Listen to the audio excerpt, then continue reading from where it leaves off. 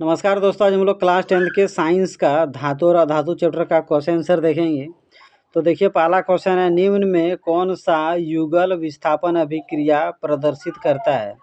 तो इसका आंसर होगा AgNO3 विलयन एवं कॉपर धातु। तो क्वेश्चन पूछा था कौन सा युगल विस्थापन अभिक्रिया, विस्थापन अभिक्रिया प्रदर्शित करता है। विस्थापन अभिक्रिया में क्या होता है? तो अधिक अभिक्रियाशील तत्व कम अभिक्रियाशील तत्व को विस्थापित करता है। तो यहाँ भी उसी प्रकार कॉपर जो है Ag से अधिक अभिक्रियाशील, इसलिए इसके विलयन से क्या करेगा, कॉपर इसको Ag को विस्थापित कर देगा। दूसरा क्वेश्चन है, लोहे के फ्राइंग पैन को जंग से बचाने के लिए निम्न कौन सी विधि उपयुक्त है? तो उसमें 4 विधि दिया है, उसमें से सबसे अच्छा विधि है जिंक की परत चढ़ाकर। तीसरा क्वेश्चन है, कोई धातु ऑक्सीजन के साथ अभिक्रिया कर उच्च गलनांक वाला यौगिक निर्मित करती है। यह यौगिक जल में विलेय है, यह तत्व क्या हो सकता है? यानी एक धातु है जो ऑक्सीजन के साथ अभिक्रिया करता है और एक उच्च गलनांक वाला यौगिक बनाता है, फिर वो जल में भी घुल जाता है, तो वो कौन सा है? तो वो है कैल्शियम। चौथा नंबर क्वेश्चन है, खाद्य पदार्थ के डिब्बों पर जिंक की बजाय टीन का लेप होता है क्योंकि टीन की अपेक्षा जिंक अधिक अभिक्रियाशील है। यानी खाद्य पदार्थ के डिब्बों पर जिंक के बदले क्या रहता है? टीन का लेप लगा होता है। क्यों है? क्योंकि टीन जो होता है जिंक की अपेक्षा कम अभिक्रियाशील होता है और जिंक ज़्यादा अभिक्रियाशील होता है, जिसके कारण जिंक में जंग लग जाता है। पांचवा क्वेश्चन है, आपको एक हथौड़ा, बैटरी, बल्ब, तार एवं स्विच दिया गया है। इनका उपयोग कर धातुओं एवं अधातुओं के नमूनों के बीच आप विभेद कैसे कर सकते हैं? यानी आप हथौड़ा से, बैटरी से, बल्ब से, तार से, स्विच से, इनका प्रयोग करके कैसे बता सकते हैं कि जो नमूना दिया है वो कौन सा धातु और कौन सा अधातु है? हथौड़ा से पीटने पर धातु चादर या तार में बदल जाएगा, जबकि अधातु टुकड़ों में बिखर जाएगा। तो हम कैसे जानेंगे? हथौड़ा से उसको पीटेंगे, अगर पीटेंगे वो पतला चादर में बदल जाएगा या तार में बदल गया तो उसका मतलब समझिए वो धातु है, और अगर हथौड़ा से पीटने पर वो टुकड़ों में बट गया तो समझ जाइए कि वो अधातु है। उसके आगे है, धातु रहने पर विद्युत परिपथ में बल्ब जलेगा जबकि अधातु रहने पर विद्युत बल्ब नहीं चलेगा।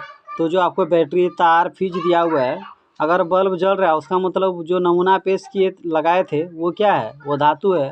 और अगर बल्ब नहीं जल रहा है उसका मतलब क्या है? कि वो नमूना अधातु है। बी नंबर क्वेश्चन है, धातुओं एवं अधातुओं में विभेदन के लिए इन परीक्षणों की उपयोगिता का आकलन कीजिए। तो दो तरीका था, आप हथौड़ा के द्वारा पता कर सकते वो धातु की अधातु है या विद्युत परिपथ द्वारा। तो दोनों में हथौड़ा द्वारा किया गया परीक्षण ज़्यादा उपयोगी है, क्योंकि ग्रेफाइट अधातु होते हुए भी विद्युत का चालक है और बल्ब जला सकता है। तो हथौड़ा से मारेंगे तो धातु है तो वो चादर में बदल जाएगा, तार में बदल जाएगा, जबकि अगर विद्युत परिपथ में उसका प्रयोग करेंगे तो बल्ब जलेगा। तो ग्रेफाइट तो अधातु है लेकिन वो बल्ब जलाता है, यानी ये अधातु रहते हुए भी धातु का गुण है, इसीलिए विद्युत परिपथ में कन्फ्यूजन हो सकता है। इसलिए सबसे अच्छा उपाय है हथौड़ा। छठा क्वेश्चन है, उभयधर्मी ऑक्साइड क्या होते हैं? 2 उभयधर्मी ऑक्साइडों का उदाहरण दीजिए।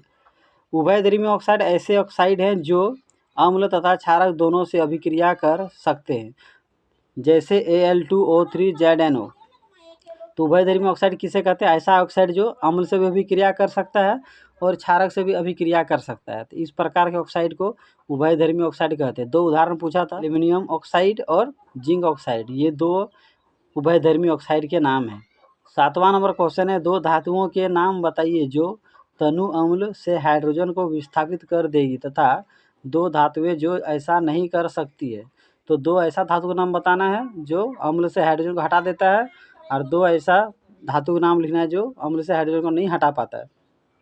तो मैग्नीशियम और कैल्शियम, मैग्नीशियम और कैल्शियम ऐसा 2 धातु है जो हाइड्रोजन को विस्थापित कर देता है, जबकि कॉपर और चांदी हाइड्रोजन को अम्ल से विस्थापित नहीं कर पाता है।